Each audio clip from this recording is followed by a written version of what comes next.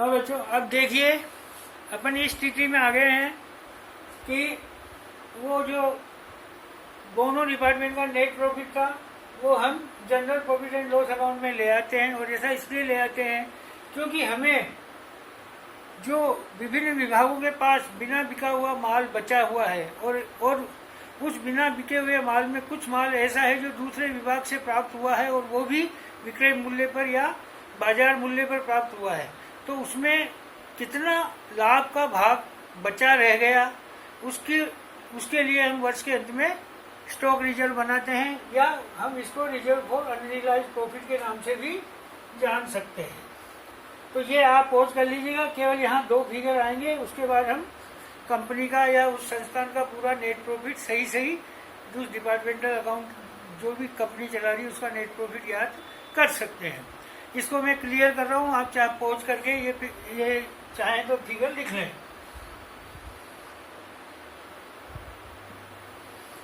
अब जो हमारे सामने समस्या है वो है कि 20% के आधार पर दूसरे विभाग से जो प्राप्त माल है उसके आधार पर अंतिम स्टॉक में कितना ऐसा लाभ शामिल है उसकी गणना करना है। तो उसके लिए हमें सबसे पहले वर्किंग नोट में या अलग से ग्रॉस प्रॉफिट परसेंटेज निकालनी पड़ेगी। लेकिन वो ग्रॉस प्रॉफिट की परसेंटेज किस पे निकालेंगे? हम सेल्स पे। और सेल्स में ये क्या है कि दूसरे विभागों से प्राप्त माल को भी सेल्स में शामिल किया गया है और दूसरे विभागों से प्राप्त माल में से कुछ माल हमने वापस भी लौटाया है। तो दोनों डिपार्टमेंट्स के लिए हमें इसकी गणना करने के लिए वापस पुनः उस स्थिति में जाना पड़ेगा कि जहाँ कैसे कैसे हमने डेबिट और क्रेडिट की एंट्रियाँ की थी। एक बार वापस आपको पहुँच करके वो देखनी पड़ेगी। इसमें परचेज गुड्स, फिनिश गुड्स और क्या नाम है रिटर्न टू फिनिश गुड्स वाली एंट्रियाँ थी।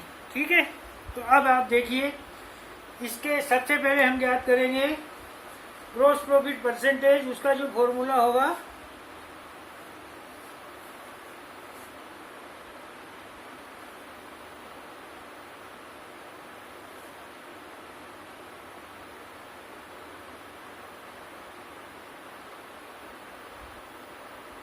Gross profit percentage on sales, ये चाहे तो हम वर्किंग नोट्स में दे लेंगे। Gross profit percentage on sales has been find out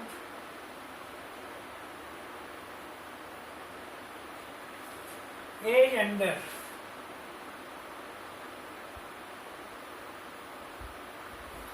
उसका तरीका क्या है कि ग्रॉस प्रॉफिट जो हमने ज्ञात किया था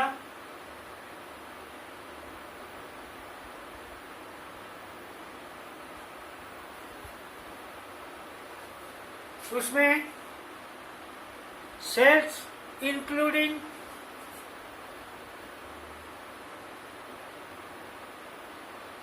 सवाल में ये कहा हुआ है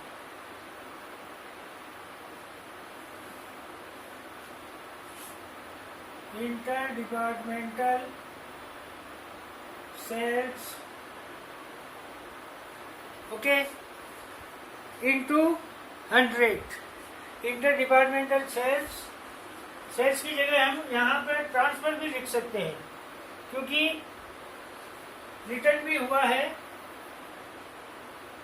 इसलिए इंटर डिपार्टमेंटल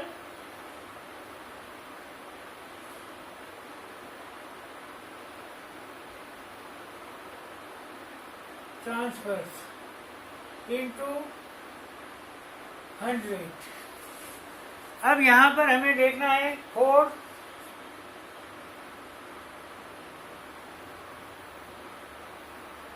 डिपार्टमेंट ए इसका ग्रॉस प्रॉफिट कितना था, आप जरा देख के बताएं।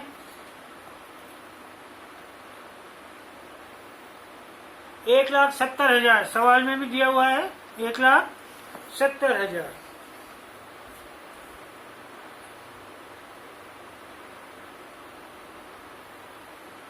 प्लस जो इसकी नॉर्मल सेल्स थी डिपार्टमेंट ए की, वो थी सवाल में 5,60,000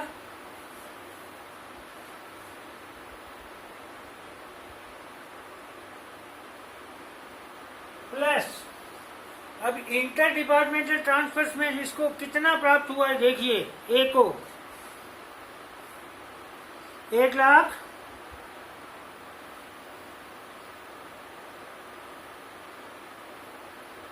क्रेडिट साइड में देखना हमें सेल्स के नीचे finish goods transferred by department A to department B 1,60,000।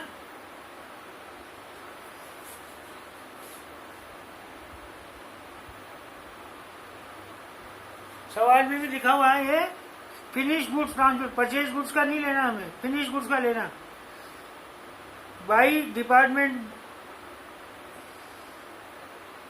Department A to department B, जब ए ने बी को जो भेजा था वो ए के लिए सेल्स होगी। इसकी किताब की लैंग्वेज में थोड़ी अंतर आ सकता है। सेल्स किसको मानेंगे हम, जो डिपार्टमेंट ए ने डिपार्टमेंट बी को माल भेजा था, तो बी पाने वाला हुआ था और ए देने वाला हुआ था, तो ये थी 1,60,000। अब इसमें से वापस कितना लौटाया बी ने, वो रिटर्न में हमें देखना पड़ेगा। देखिए, return of finish goods by department B to department A, यानी बी ने वापस ए को जो लौटाया वो रकम हमें लेनी है 40,000 माइनस 40,000 इंटू 100। अब आपको इस लैंग्वेज से समझने में थोड़ी प्रॉब्लम हो सकती है, तो इसका एक सीधा सा तरीका ये है कि अब हम इसका जो वो पुराना जब खाता बनाया था हमने डिपार्टमेंटल ट्रेडिंग अकाउंट, उसमें देखिए उसमें क्या स्थिति होगी आपके कि सेल्स आई होगी सबसे पहले 5,60,000, उसके बाद में फिनिश गुड्स ट्रांसफर्ड जो ए के कॉलम में रकम लिखी होगी आपने वो होगी 1,60,000, और उसके बाद चूंकि लौटाने का मामला है तो जब लौटाने का मामला होगा तो हमें डिपार्टमेंटल ट्रेडिंग अकाउंट के डेबिट साइड में उस रिटर्न वाले ट्रांजैक्शन की जो एंट्री हो रही है उसमें कितनी रकम लिखी हुई है उस पर गौर करना पड़ेगा। इट मीन्स ये लिखी होगी, ये लिखी होगी, उसके बाद हमें वापस डिपार्टमेंटल ट्रेडिंग अकाउंट के इधर ए के कॉलम में जो राशि लिखी हुई है उसको घटानी है।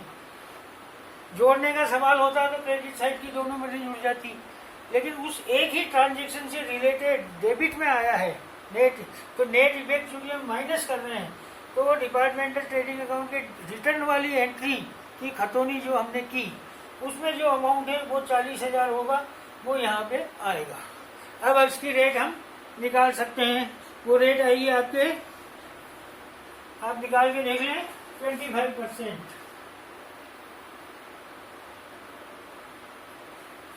इसी तरह और डिपार्टमेंट बी, इसका ग्रॉस प्रॉफिट कितना है सवाल में देख लीजिए, 1,68,000।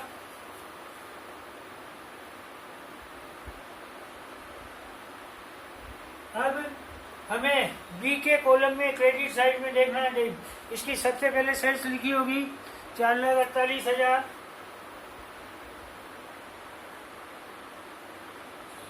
प्लस फिनिश गुड्स का जो अमाउंट है इंटर डिपार्टमेंटल ट्रांसफर्स में वो होगा 1,40,000।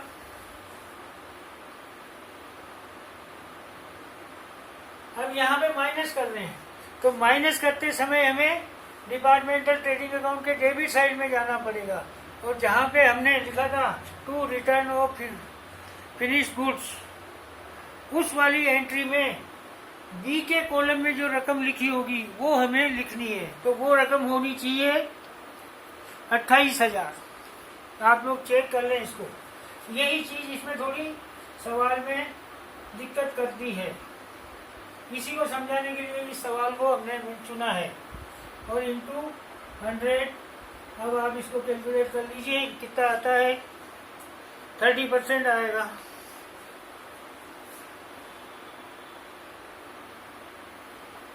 इसका मतलब क्या है कि हमें इस 25% तो ग्रोथ प्रॉफिट किसकी है? ए डिपार्टमेंट की। यानी ए डिपार्टमेंट ने बी डिपार्टमेंट को जो माल भेजा उसमें 25% के हिसाब से लाभ जोड़ा था। तो जब बी डिपार्टमेंट के क्लोजिंग स्टॉक के लिए हम अनरियलाइज प्रॉफिट की गणना करेंगे तो ये रेट कम आ जाएगी। इसी तरह डिपार्टमेंट बी के लिए जो रेट है वो 30% है। यानी ए डिपार्टमेंट के क्लोजिंग स्टॉक में फिनिश गुड्स का जितना पार्ट पड़ा हुआ है उसमें लाभ की गणना करने के लिए हम इस बी डिपार्टमेंट की 30% की रेट को काम में लेंगे। अब नेक्स्ट वही प्रोसेस बचा है, उस प्रोसेस को करने के बाद हम नेक्स्ट वो निकाल के देख लेंगे।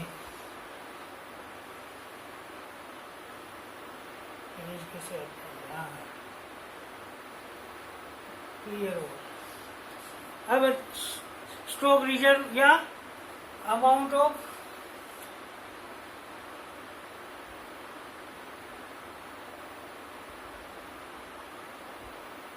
unrealized profit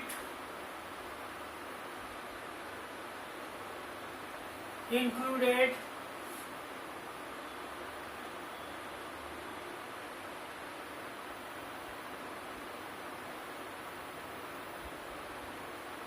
in closing stock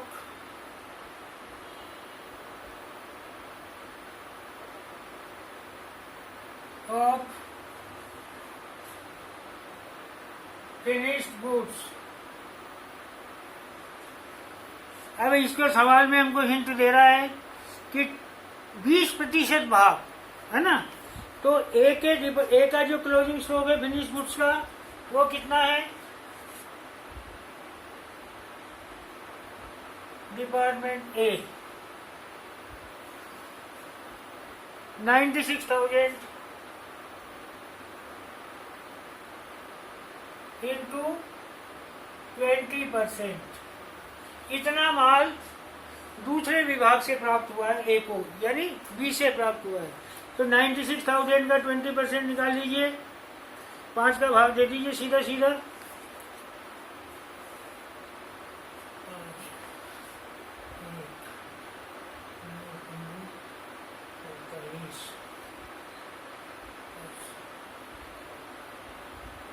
$19,200। अब इस पे रेट किसकी लगेगी? रेट किसकी लगेगी? बी डिपार्टमेंट की। बी डिपार्टमेंट की ग्रॉस प्रॉफिट की रेट कितनी थी? 30%। इट मीन्स 192 को 3 से गुना कर दो आप।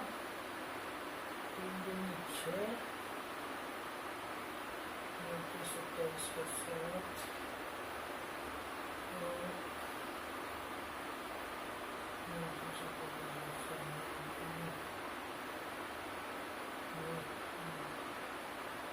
ये आएगा आपका 5,760 रुपये।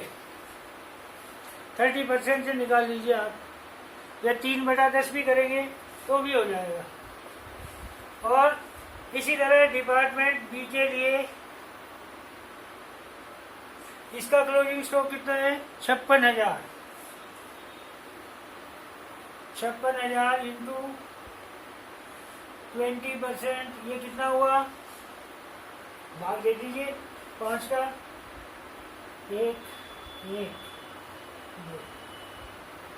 11,200 इंटू 25%। 11,200 में 4 का भाग दे दो आप चाहो तो। 4 दूनी 8 बचे 32, 4 4 32, 2,800 आता है क्या देख लीजिए। ये दोनों के लिए स्टॉक रिजर्व का अमाउंट हो गया या अनरियलाइज प्रॉफिट का अमाउंट हो गया। इस दोनों प्रॉफिट को दिखाकर हम उसमें वापस general profit and loss account में ले जाके ये दोनों अमाउंट दिखाकर बाकी बचा हुआ वो निकाल सकते हैं। तो ये हो जाएगा आपका जो वापस वही स्थिति आएगी। General profit and loss account में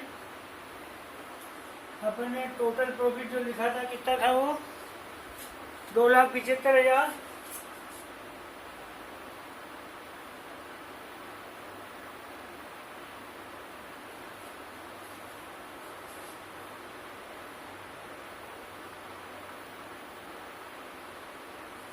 और जो हमने स्टॉक रिजर्व का किया था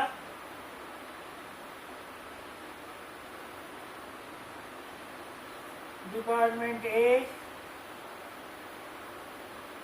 5,760 और डिपार्टमेंट बी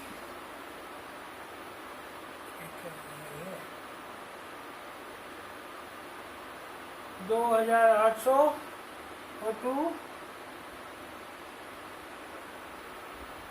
नेट प्रॉफिट।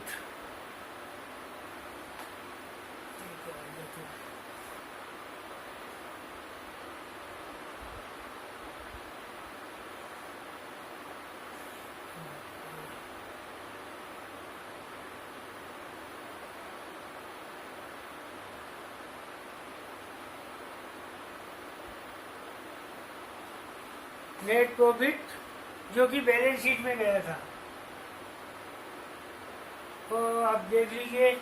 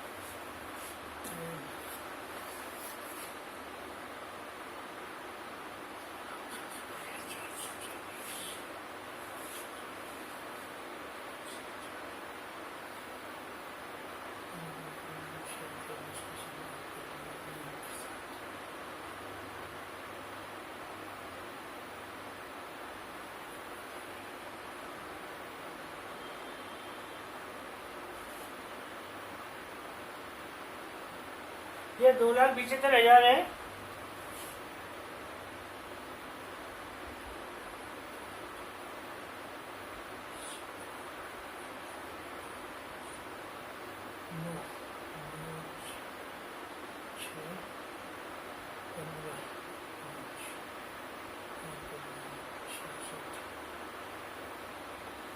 $2,66,440 इसका नेट प्रॉफिट का आंसर आना चाहिए। किताब में टैली कर लेते हैं हम, आ रहा आंसर। तो ये इस तरीके से, चूंकि हमने देखा है लगभग 10 दिन बाद में वापस वीडियो रिकॉर्ड किया मैंने, तब तक मैंने यही देखा कि क्या प्रॉब्लम है, कितने व्यूज मिल रहे हैं जो अलग अलग वीडियो दिए, ई कंटेंट दिए, क्या आप लोगों की प्रॉब्लम है। अक्सर ने साफ नहीं दिख रहे, कहीं आवाज़ नहीं आ रही। अब ये आज के वीडियो का क्या रिजल्ट होता है ये देखते हैं। आप लोगों के फीडबैक आप अपने ग्रुप एडमिन को भेजें, उसके आधार पे जितना टेक्नोलॉजी का जितना कर पाएंगे करने की कोशिश करेंगे। Thank you.